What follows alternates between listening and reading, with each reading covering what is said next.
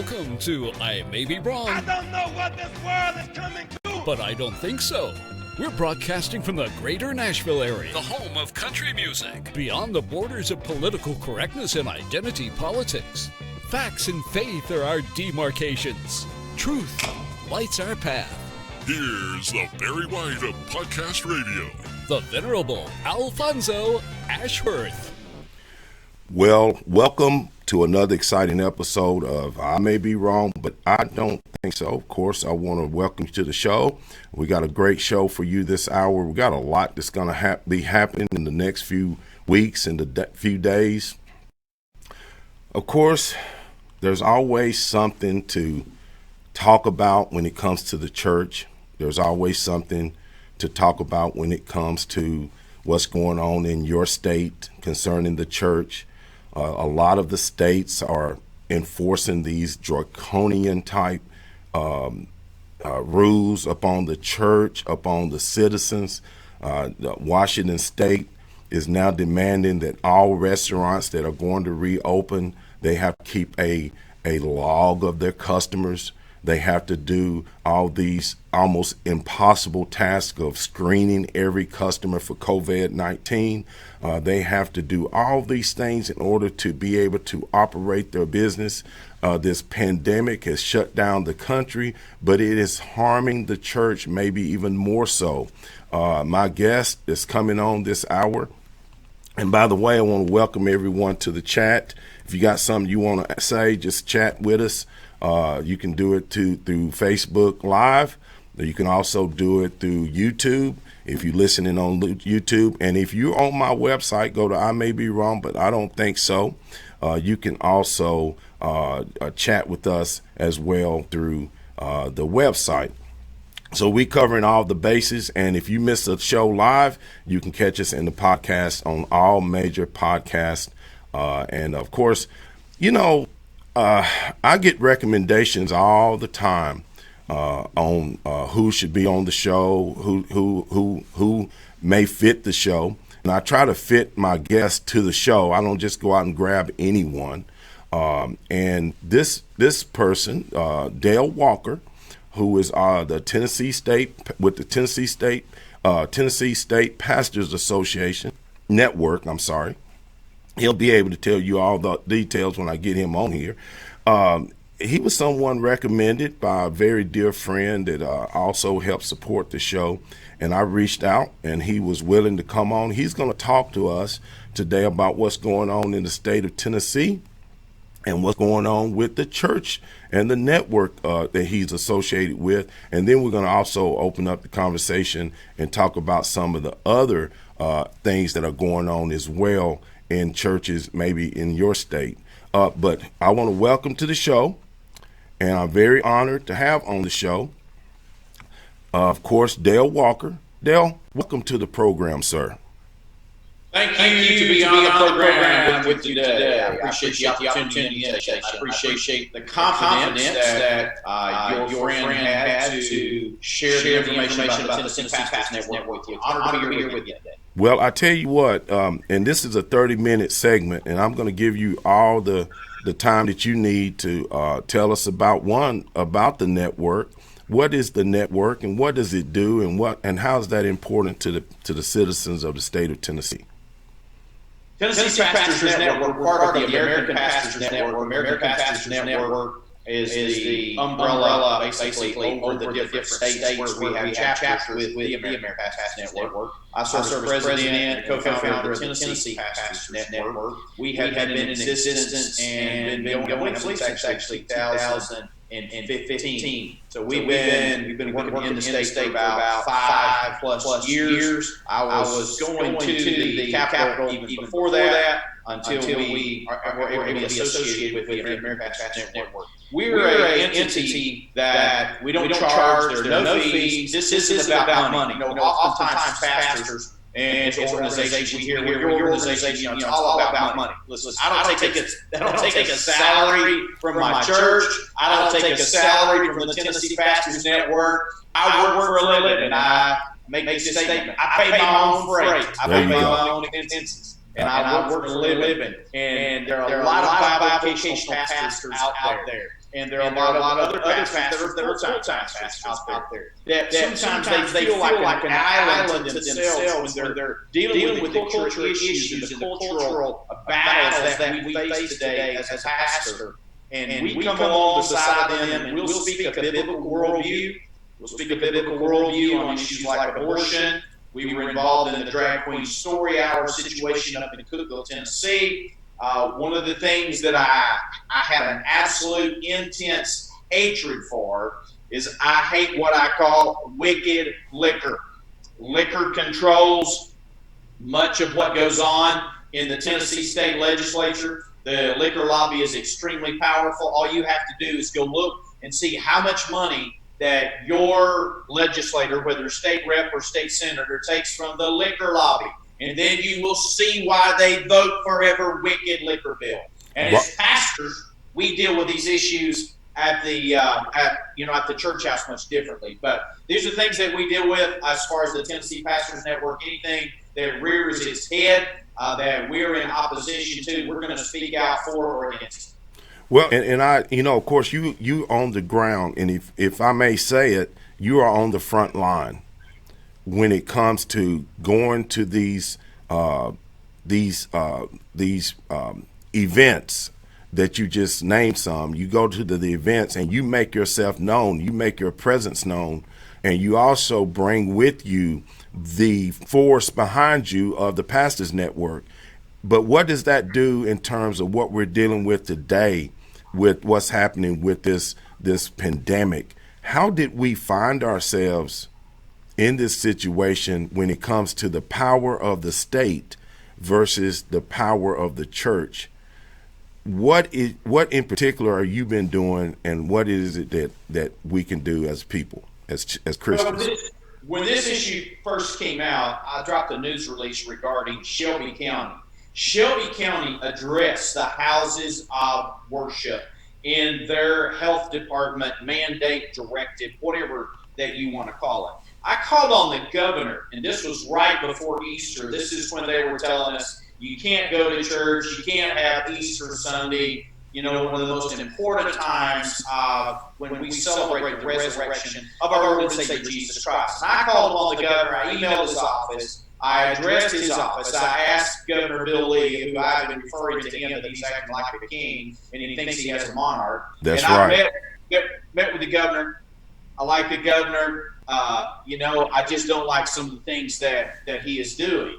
And I respect him as my governor, but I do not appreciate when state leaders end up acting as king and the state legislature sits back and very few are actually calling out these things. But I call this out as a concern as the president of Tennessee Pastors Network. When you have a health department, they're not a legislative body. And for them to threaten houses of worship with closure, I have a real issue with this. Knox County, about 2 weeks ago, they came out and they addressed the churches, and they put out a memorandum, whatever you want to call it. They put out rules that a church, it was recommended that they not sing, they could not do communion. Right. Yeah. Oh, wow. I mean, I didn't really think about that one, Dale, about singing and about, some of the traditional things that a church would do, you no longer can do. And this is absurd. And I've got pastors that are contacting me, that are calling me and saying, hey, what do you think we should do? What can we do? There's just a massive amount of concern out there. And I think a lot of underlying factor that you've got governments that are overstepping their bounds with the houses of worship is the fact that we don't pay any taxes. Okay, we're not like big liquor. Right. We're not like the payday loan industry that has all of their lobbyists down there that pays a bunch of money. When I go down there, I'm not slinging around a big checkbook. I'm not doing that because number one, we don't have that kind of money. And so when we're as a church, we don't pay any taxes. So do they really care at the end of the day whether we exist or not? A lot of them don't. Matter of fact, a lot of them would like to shut up the church because it's the church that gives the opposition to them many times for their drifting away from the Constitution. But what about Bill Lee? That's, because Bill Lee, when he first came out as running for governor, he really pictured himself as pro-Christian, pro-church, and now he's extended this executive order to June the 30th, which gives him more power to do some of these things that you're talking about. And I'm afraid that the American people don't realize just how much freedom they've allowed to be snatched away from them because of something called a pandemic that we've never done in the history of the world, basically, definitely not the history of this country. How did the church sit back and not only allow some of the things that you're just talking about with the liquor lobbies, the porno lobbies, the gambling lobbies, all these different groups have lobbied and have taken over our industries and now are proclaiming the church to not be essential, that the church should be set on the back burner while the liquor stores are allowed to operate, while some of these other industries are allowed to operate freely. The churches are being punished. Why is that, and what can we do? And we need to find a way to get either people mobilized, to get more active not only in their churches, but out in the streets like you're doing.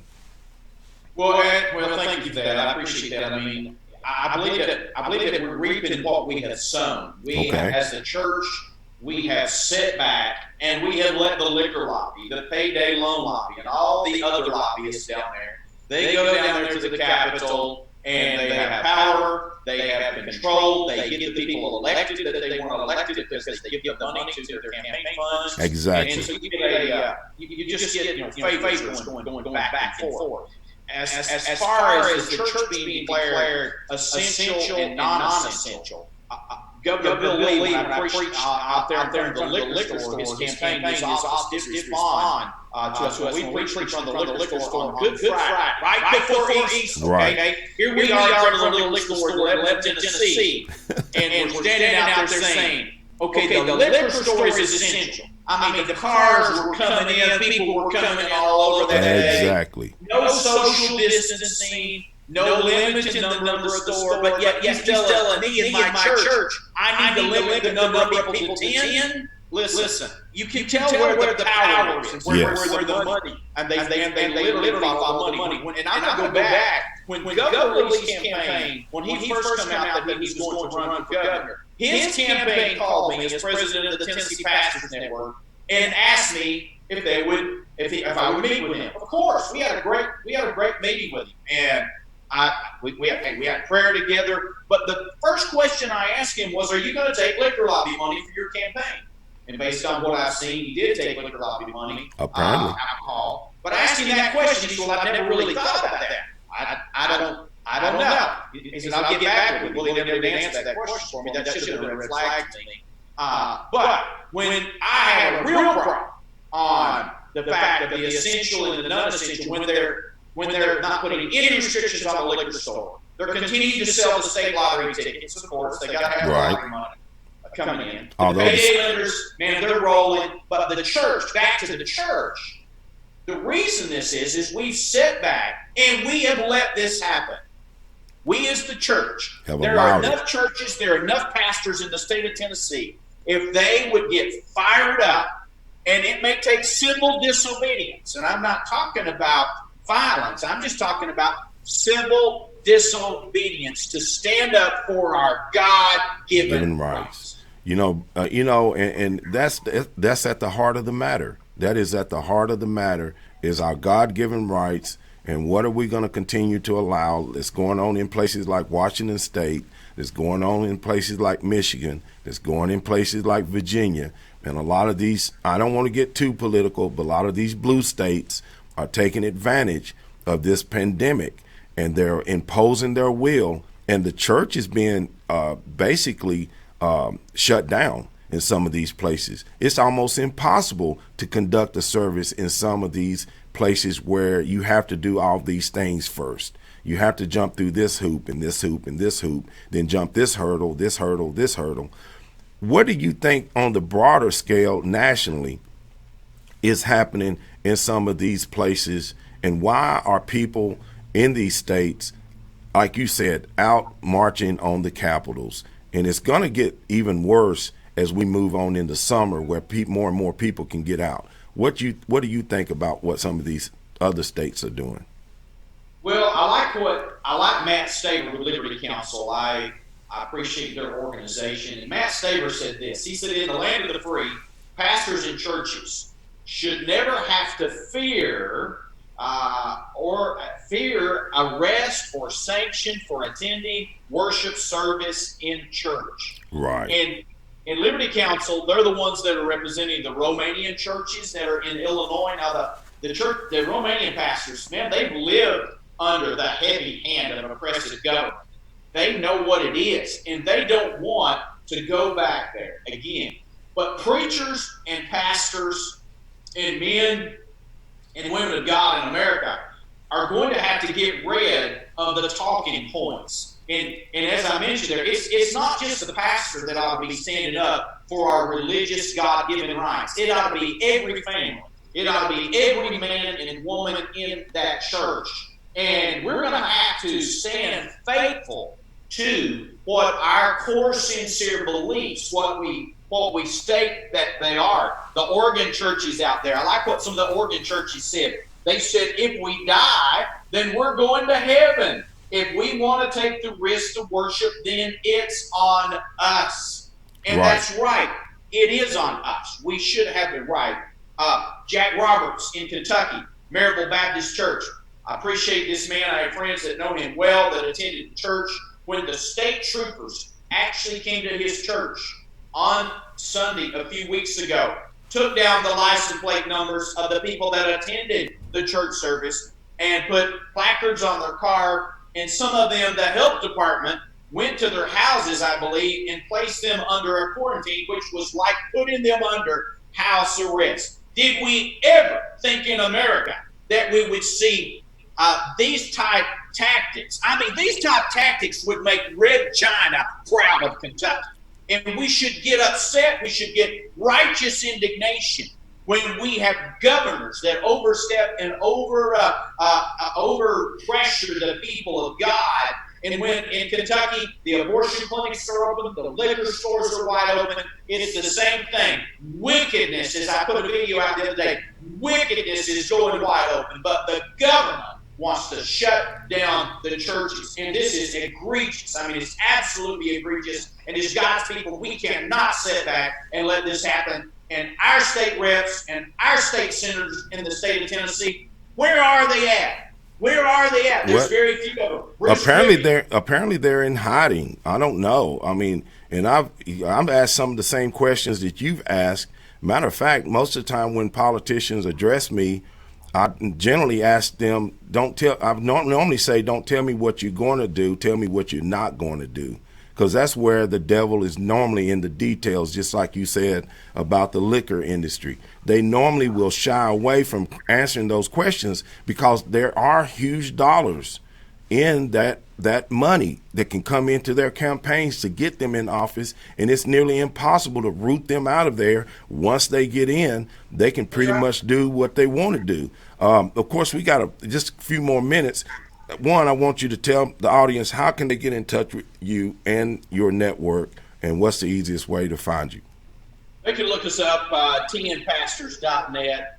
You can type in my name, Pastor Dale Walker, Tennessee Pastors Network. You'll see where we've dropped news releases. We've made media on different things. You can type in the American Pastors Network. We have a Stand in the Gap radio show that I encourage people to listen to every day.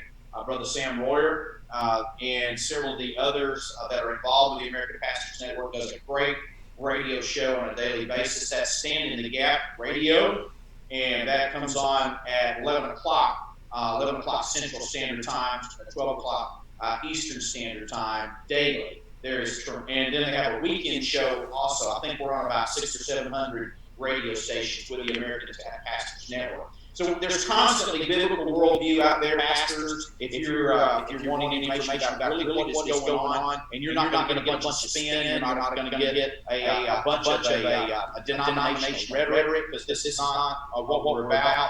It doesn't matter what denomination you are. We're not a denomination. We want to work with any pastor out there, any church that has a concern. You're welcome to call me. My cell phone number, my personal cell phone number is 931-260-5301, and that is my that's my cell phone number. You can email me at dawalker00@blomand.net. That's dawalker00@blomand.net. We would be glad to assist you. Pastors, you want to be part of the Tennessee Pastors Network, just let me know, and we will keep you apprised of the concerns. But right now, your state pastor, if I were you, I would encourage you to get on the phone and call your state rep. My state rep, Paul Sherrill, I've not heard a peep out of him. My state senator, Paul Bailey, I've not heard a peep out of him publicly saying, hey, we need to step up the plate.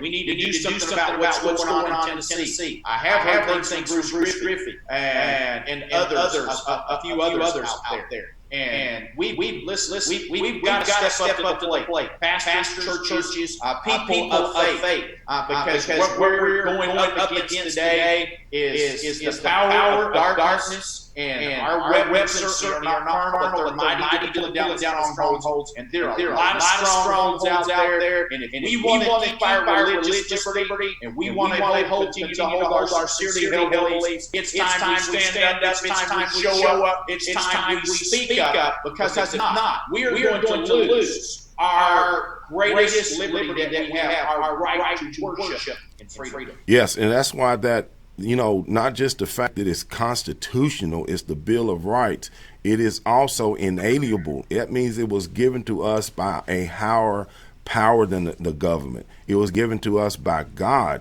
So we cannot continue to allow these oppressive, draconian institutions with large sums of money to buy us off, because that's what they've done with these bailouts and these stimulus and all these things. They just bind people to keep their mouths shut. Don't say anything. Just take your money and go away. And it's drop in the bucket compared to what they're spending to, matter of fact, to godless institutions like Planned Parenthood.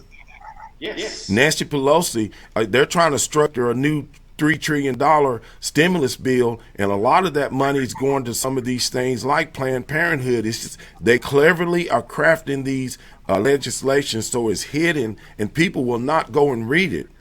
When something is 65,000 documents and whatnot, most people are not going to go and try to read all of that. But of course, just keep in mind, of course, what you're saying with the Pastors Network, with other things like the show here. I may be wrong, but I don't think so. Other people who are out there on the front line, who are out here fighting. This is about we the people. It's about we the people, not we the government. And we have to continue to fight back. And of course, you got about 2 minutes. Tell us what you think about what's going on right now with the corona situation and what's going on in your mind with where we're headed for this continued shutdown. I get it. It's real. Understand that it's real. We certainly don't want anybody to get sick. We've been having church at our church. And we're going to continue to have church at the church that I pastor. And I believe it's up to every individual church, not the government. It's up to the people of the church. Let the people be the people. Let them make the decision. I like what George Washington said. He said the time is now near at hand, which must probably determine whether Americans are to be free men or slaves. Liberty, property, life, and honor are all at stake. Upon your courage and conduct rest the hopes of our bleeding and insulted country. 1776, George Washington. And I would say to you pastors and you people out there that are listening, what are you going to do? You can sit on your couch and you can stay at home and you can lament all the time about what's going on. But it costs you money to get in your car when things open up to go to the legislature. It costs me money.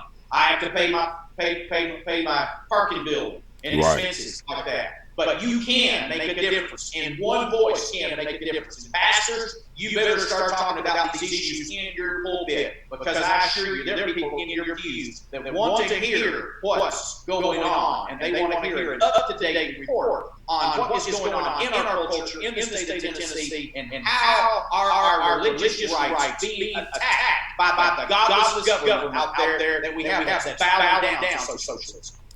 You're 100% on target, and I'm very, very honored to have you on my show today. Of course, and if you're out there listening, you can go back and listen to this again and get all the information on how to keep in contact with the Tennessee Pastors Network and Dale Walker. I really appreciate you coming on. I hope to have you back on again at some point, and we can talk about some of the other issues that you may have and that you're concerned about as well. My blessed honor to be with you. Thank God for the opportunity to serve the state of Tennessee, and thank God for the book we call the Bible, God's holy word. Read it and heed it, because our nation needs it. Amen. God bless you, brother. God bless you. Of course, that was my friend. Call him a friend, and I hope that he continues to be a friend.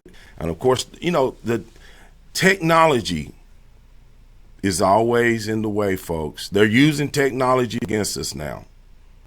They're now tracking you. They want to track you. They want to trace you. They want to trace your friends. They want to find out what you're doing. They want to find out where you've been. They want to find out where you circle. I wrote a book called The True Manchurian, and part of the plot in the story, and I wrote this in 2010, part of the plot in the story was about how governments were using technology to not only find out what you were doing, but everyone that was in your circle. And that means the circle will just continue to grow. And before long, you had no privacy. You had no freedom. You had no rights to go and practice your religion. You don't have a right to keep and bear arms in some of these institutions and some of these places. How they're stopping you is because of fear, because you're afraid.